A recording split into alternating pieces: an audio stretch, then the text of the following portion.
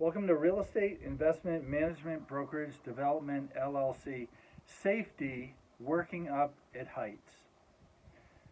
A challenge working up at heights is it's scary, and if you fall off, the consequences could be deadly. You could die or become terribly injured. So one of the things we do is we work with the builders, whoever is building the house, and the owners, and we permanently install things like this onto the house. We put the siding over it to hide it, so you just see a hook like this. And then when you're building or when you're doing maintenance later on, you have something to hook onto and something to put your safety lines onto. So this is something, you can see all the drill holes, you can install into the house. And then this is another thing. This is a climbing device, which you would use if you were rock climbing. It says it's rated to 23 kilonewtons. I think that's 5,000 pounds or something like that. But it's a whole lot more than you or I weigh. And then this is a headlock screw. So we take this, and then we put this inside, and then I'll show you in a minute, we can hook our safety lines on this. And we permanently put these into the house. So I'll show you like this one right here. And we leave it there, and it looks kind of good. And when you're doing maintenance, you know, this headlock bolt is sunk into the stud. When you're doing maintenance, you have something you can rely on and something to attach to, compared to nothing at all. Now the other thing is, we figure when you fall, if you go to the emergency room, your copay, I think, is $500 or something like that. So we first thought to buy a harness. This is a Petzl harness. It's a Astro. I think it was a little less than $600. Now when I told people I bought that, they said, oh gee, that's so much money. But not really. You know, if you fall off the roof or the side of the building, your copay is $500 just to get in the emergency room. Well, preventing the accident with a really good harness is very little. So we love this harness. This is a Petzl harness. Now, you strap in like this. There's a whole lot of things you can hook things to. Now, let me show you a configuration for some of our safety equipment. So look at what we have here. See this device? This is a swivel. When you're working, and have this video to show you what you could use when you actually work on a practical basis. You're going to be spinning around on the ladder, getting materials go up and down. This will really help you, because otherwise you're going to get all tangled up and you're really not going to be able to work.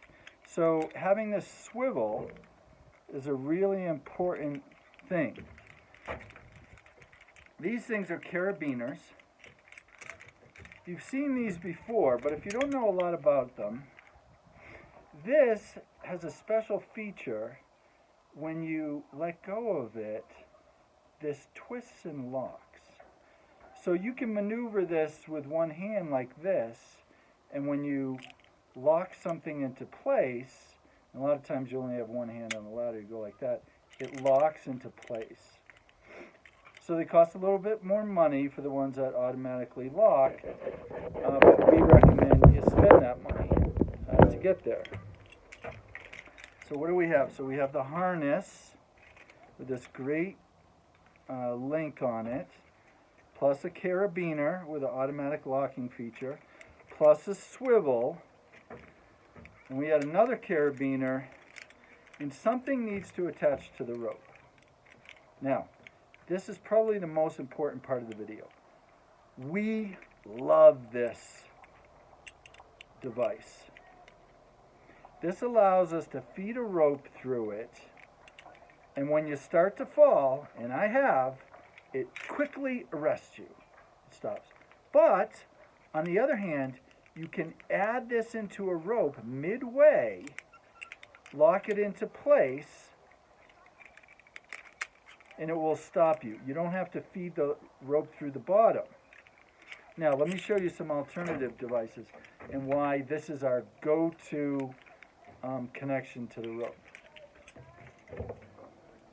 There's this device. It's called, what does it say?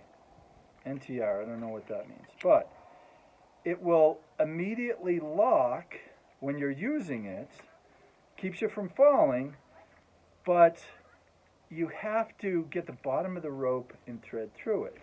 So it's not really practical to use. Now, this other device is very popular.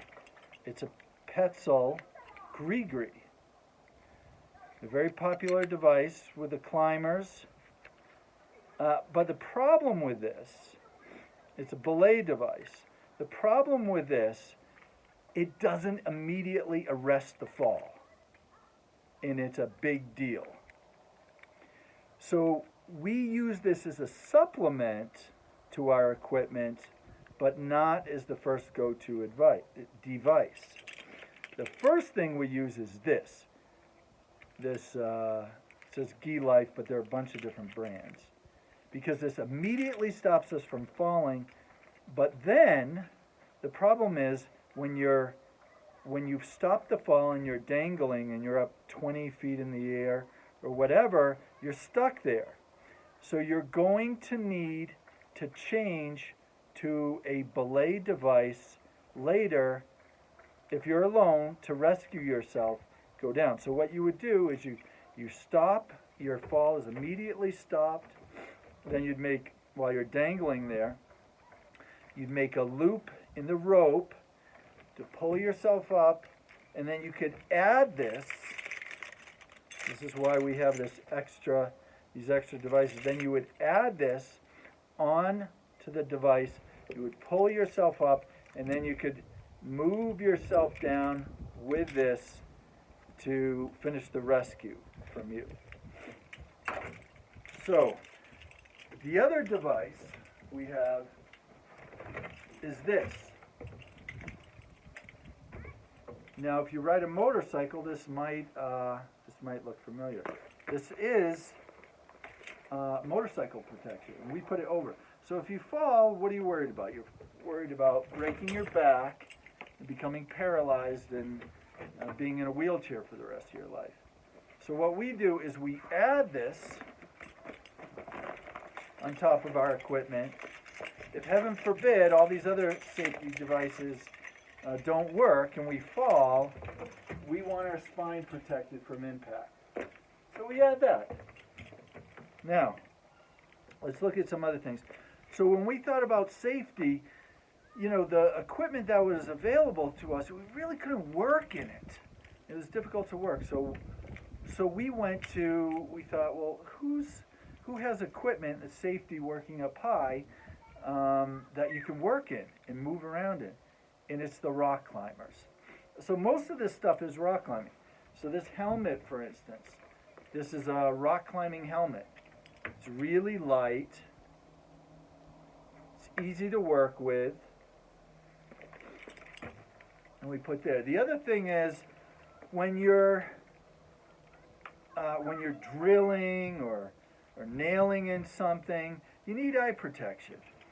And you know, there's all sorts of companies that have these eye protection, and they always fog up. They always fog up and you can't use them. So, you know, what eye protection doesn't fog up? Well, ski goggles. You know, you see these skiers skiing down the hill and it's cold, but their breath is there. And somehow they've designed a product that doesn't fog up. So we use these for construction. we know if we're drilling in something, we can put these ski goggles down and they're not going to fog up. But if something, if a nail or something or dust flies, it's going to work. So we can work with that. Now, so I put it all together, and let me show you this in practice. I have to go out here and get something, and I'll show you what I do. So, this rope, let's talk about ropes for a minute. This rope, you could buy a rope at a store for like $10 or something like this. This rope was $300. I think it's rated for 5,000 pounds too. And it's the type of rope that it gives a little, it's not static. It will give a little bit when you fall. So if you fall, you're not jerked immediately. And it helps the rescue. So we have our rope. And in this case, we have it tied to one of these. It's embedded on the house under the siding with all these screw holes. And it's looped here. Or we have the rope attached to one of these. This climbing device. And it's embedded into a stud. There's one of these headlock screws. So I feel comfortable relying on that this rope can save me. But then I'm midway up the rope. I don't want to go to the bottom and have to feed it through. So I use this device and I put the words up and I thread it through. Notice how I thread it through. I'm going to undo it and redo it to show you. I go like that. Now the words are up, so I know it's how it should be. And now with my carabiner, with the automatic locking device, I go like this. Now I test it. If I fall, great. If I want to go up, it slides easily. Now here's the thing. I can move up and down and all around and work, and then boom. If I fall and I'm dangling, it's going to catch me. I'm not going to die. I have that confidence. And then, if I'm dangling 20 feet up and I'm alone, I carry my phone with me. But if I'm dangling, I need to rescue myself. What do? I supplement this safety equipment by I'm dangling there, but there's some loose rope below me. And I make a loop like this, like a stirrup, and I can put my foot in that and hoist myself above this, and then add, see, I always carry one, add a gree on top of it, and then I can belay myself down afterwards. So this is going to save me. And then I have to rescue myself off the side of the building or the roof by belaying with, my choice is a gree, again from Petzl. I like these guys. So now I have to go out on this roof. I feel I'm safe. Have my equipment. Oh gee, I'm going to fall. Oh, I'm safe. Now I'm about 25 or 30 feet up. If I fall, I would die, I'm sure. But with this safety equipment, I don't have to worry about that. I have to get this device off the roof. This is a roof pitch device to help you work up on the roof.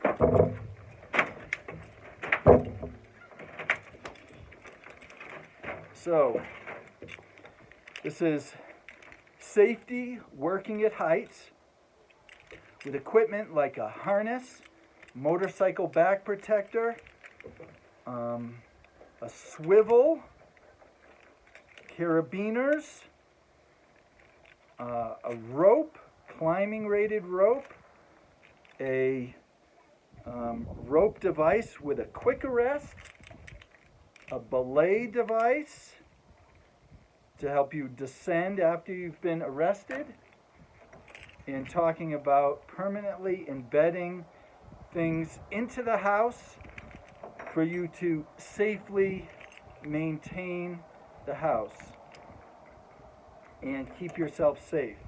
We hope this keeps you safe and allows you a practical way to work and do your work easily and practically at heights. So the last thing I'll mention is, see, I can move, most important thing, I can move up and down and do my work, and that's what I need to do on a construction. And this will immediately protect me. We hope that helps you and keeps you safe.